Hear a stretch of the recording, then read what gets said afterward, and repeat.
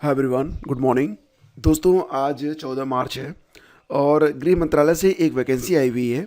बहुत ही शानदार वैकेंसी है, बहुत ही शानदार सैलरी है। ग्रुप बी की वैकेंसी है और इसमें ग्रुप सी की भी वैकेंसी है। आवेदन करने की जो लास्ट डेट है दोस्तों, ये 23 मार्च है, यानी कि अभी भी आपके पास लगभग 10 दिन का समय बचा हुआ है। और ये नॉन एकेडमिक पोजीशन है। और ये सारी जो वैकेंसीज आप देख पा रहे हैं, इसके बारे में मैं आपको बताऊं तो इसमें कोई भी बहुत बड़ी परीक्षा नहीं होनी है, पहली बात। दूसरी बात ये है कि बहुत कम लोग इस वैकेंसी के बारे में जानते हैं, तो यहाँ पर आवेदन भी बहुत ही कम होने वाले हैं। और अन्य परीक्षाओं की अपेक्षा क्योंकि आवेदन कम होंगे, तो आप आसानी से गृह मंत्रालय जैसी जगह पर एक बहुत ही शानदार पोस्ट अचीव कर सकते हैं और एक बहुत ही बेहतरीन लाइफ आप जी सकते हैं। गृह मंत्रालय में नौकरी पाना कोई आसान बात नहीं होती है और इसकी एक अपनी एक अलग प्रतिष्ठा है, ये तो आप जानते ही होंगे। तो पदों के बारे में बात करें दोस्तों, तो 3 प्रकार के पद हैं। सेक्शन ऑफिसर का पद है जो कि ग्रुप बी का पद है। डिप्यूटी सेक्शन ऑफिसर का पद है, ये भी ग्रुप बी का ही पद है।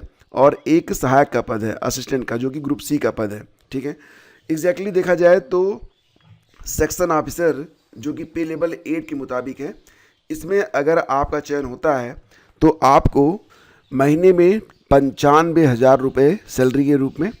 अगर आप डिप्टी सेक्शन ऑफिसर के तौर पर चुने जाते हैं तो आपको महीने में लगभग 75,000 रुपये सैलरी के रूप में।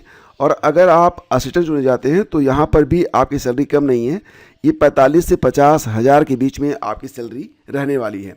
दोस्तों, रही बात चयन प्रक्रिया के बारे में, तो यहाँ पर एक प्री की परीक्षा होगी और इसके बाद एक जो मेंस की जैसी परीक्षा करवाई जाएगी। मतलब यहाँ पर टीयर 1 और टीयर 2 की परीक्षा करवाई जाएगी। टीयर 1 होगा, ये केवल स्क्रीनिंग के लिए होगा, टीयर 1 की परीक्षा। टीयर 2 में जितने भी अंक आप प्राप्त करेंगे, उसी के आधार पर आपका जो चयन है वो किया जाएगा। ठीक है, तो देखो फ्रेंड्स, अगर आप आवेदन करना चाहते हैं तो मैं आपको बताऊं तो 23 फरवरी से ही आवेदन हो रहे हैं। 23 मार्च इसकी लास्ट डेट है। सो हरी, आपको जल्दी करना चाहिए। बात करते हैं सबसे पहले सेक्शन ऑफिसर के बारे में। तो यहाँ पर जो उम्र सीमा रखी गई है वो 21 साल से लेकर 40 साल के बीच में है। अगर आप एससी या एसटी कैंडिडेट हैं तो आपको 5 साल की छूट मिलेगी, यानी कि 21 साल से लेकर 45 साल के बीच में आप आवेदन कर सकते हैं। अगर आप ओबीसी कैंडिडेट हैं तो आप 21 साल से लेकर 43 साल के बीच में अगर आपकी उम्र है तो भी आप यहाँ पर आवेदन कर सकते हैं। Bachelor degree in any discipline with good academic record, इसका मतलब दोस्तों यहाँ पर ये है कि आपका जो स्नातक है, जो आपका ग्रेजुएशन है, तो यहाँ पर आपको एटलीस्ट 55% मार्क प्राप्त होने चाहिए। ठीक है, साथ ही साथ हिंदी, अंग्रेजी और कंप्यूटर में प्रोफिशिएंसी भी होनी चाहिए। Same criteria for deputy section officer भी है। यहाँ पर भी सेम रखी गई है एलिजिबिलिटी, 21 से 40 साल, फॉर SC ST 21 से 45 एंड फॉर OBC 21 से 43 साल। वही चीज़ है कि process A bachelor degree in any discipline with good academic record, साथ ही साथ हिंदी, अंग्रेजी और कंप्यूटर प्रोफिशिएंसी में होना चाहिए। ठीक है, इसके बाद दोस्तों बात करें असिस्टेंट के बारे में, तो यहाँ पर थोड़ा सा बदलाव है। उम्र सीमा 21 साल से स्टार्ट होकर 35 साल तक ही जा रही है। अगर आप SC या ST कैंडिडेट हैं तो आप इसमें 5 साल और ऐड कर लीजिए, 21 साल से 40 साल के बीच में आप आवेदन कर सकते हैं। या फिर दोस्तों अगर आप OBC कैंडिडेट हैं तो आप यहाँ पर 21 से लेकर 37 साल के बीच में आवेदन कर सकते हैं। बाकी चीज़ें सेम रखी गई हैं। Bachelor degree in any discipline, Hindi, English और कंप्यूटर प्रोफिशिएंसी, ये आपकी होनी चाहिए। ठीक है, और ये जो नोटिफिकेशन है दोस्तों, ये मिल जाएगा आपको टेलीग्राम चैनल पर स्टडी विद ज्ञान प्रकाश के।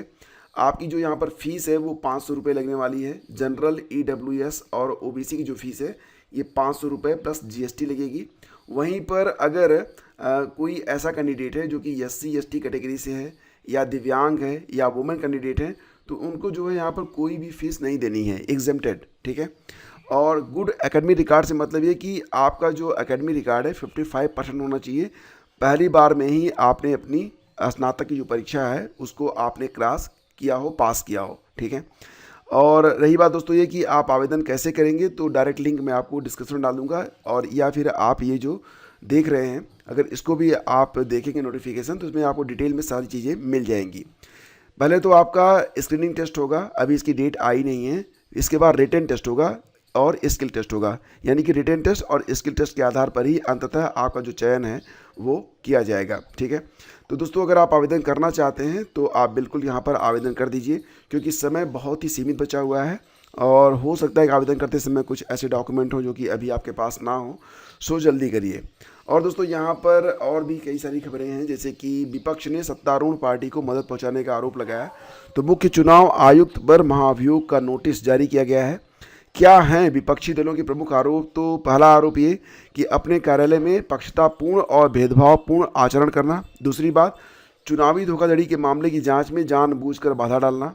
तीसरी बात कि सत्तारूढ़ पार्टी को मदद पहुंचाने के लिए मतदाता सूची का विशेष गहन पुनरीक्षण SIR कराना। ये तीनों जो है आधार बनाकर अब जो मुख्य चुनाव आयुक्त हैं ज्ञानेश कुमार, इन पर महाभियोग का नोटिस जारी किया गया है।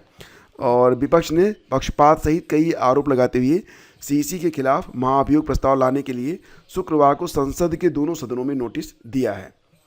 अब देखते हैं दोस्तों आगे क्या होता है। हालांकि प्रतिपक्ष के पास पर्याप्त संख्या बल नहीं है, लेकिन फिर भी पहली बार CEC को हटाने का प्रस्ताव इस तरीके से सामने आया है, तो ये चीज़ें बहुत ही इंपॉर्टेंट हैं और आपके एग्ज़ाम के पर्सपेक्टिव से भी ये खबर बहुत ही ज़रूरी है। आगे बढ़ते दोस्तों, माहवारी अवकाश देने पर कोई महिलाओं को नौकरी नहीं देगा। तो फिलहाल सुप्रीम कोर्ट ने शुक्रवार को कहा कि कानून के जरिए माहवारी अवकाश को अनिवार्य शर्त के तौर पर लागू करने से महिलाओं को कोई भी नौकरी नहीं देगा। इस तरह का प्रावधान लैंगिक रूढ़िवादिता को बढ़ावा देगा। यह टिप्पणी करते हुए शीर्ष कोर्ट ने उस याचिका पर विचार करने से इनकार कर दिया जिसमें सरकार से देश भर में सभी सरकारी और प्राइवेट संस्थानों की महिला कर्मियों के लिए वैतनिक माहवारी अवकाश नीति लागू करने की मांग की गई थी। हालांकि मुख्य न्यायाधीश सूर्यकांत और न्यायमूर्ति जयमाल्या बागची की पीठ ने केंद्र सरकार और अन्य समक्ष प्राधिकार को इस जनहित याचिका में उठाए गए मुद्दों पर विचार करने को कहा है। तो फिलहाल बात भी सही है।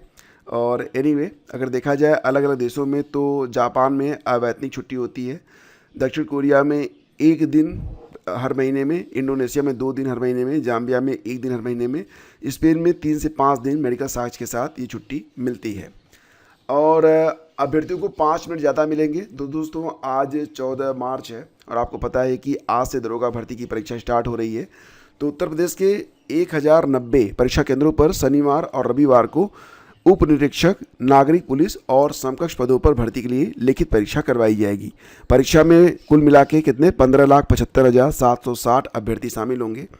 कोषागार से लेकर केंद्रों तक कड़े सुरक्षा प्रबंध किए गए हैं।